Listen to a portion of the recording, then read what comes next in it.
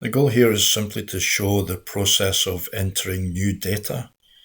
It could be for anything in Revit. It could be for walls, floors, windows, anything that you want. What I'm using here is an example of plants. So I have a plant family and I have data on the plants themselves that lets me sort them in a schedule so that I can group them according to the plant types. And I can have parameters that here I can add data to. So the example here is that I've got a preferred list of plants for use in deep shade or in riparian or riverside, streamside situations. And the way I can enter the data is to just have a yes/no parameter.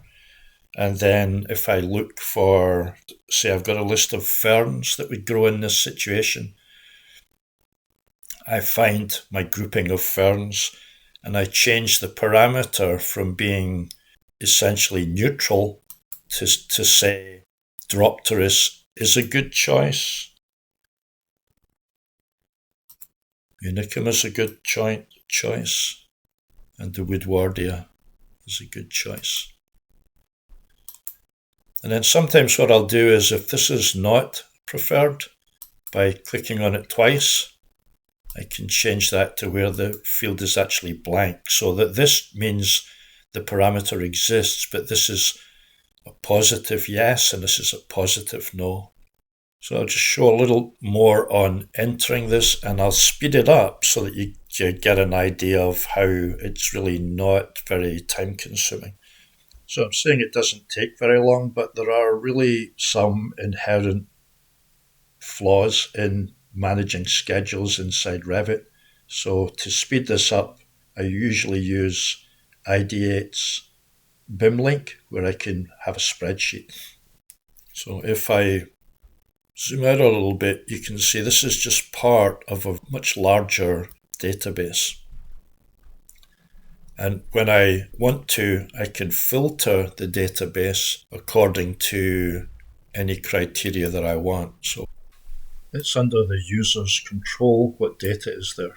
So when I'm looking at my schedule, I'd be able to say, okay, when that is the correct contents, and I say yes, then it's going to filter that schedule to show just the plants that actually work for me.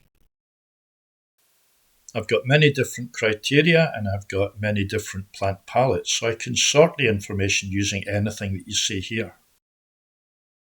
And I was to say something like, look at that large database of native plants, and I could come down and say, what are the 40 most easily maintained plants? So this is it part of that list? Yes. Okay, that would be the plants that are shown here. All of this is covered in a course called Customizing Revit, a Primer, that's available through Global eTraining. So the beauty of this is that I can have multiple palettes for different situations. For example, a botanical garden where I've got plants. I've got Enscape assets. So this is a huge data set with about 1,200 plus plants. And tallgrass prairie.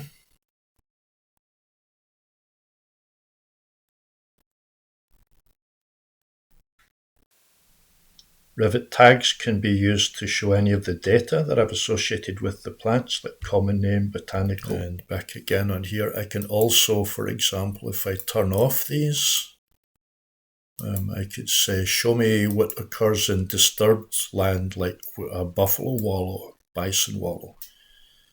So I can use the data in many different ways to help understand ecosystems or to make highly appropriate choices for plant selection. Performative landscapes that solve a problem.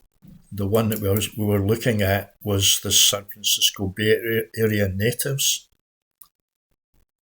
I've also got a USDA weeds list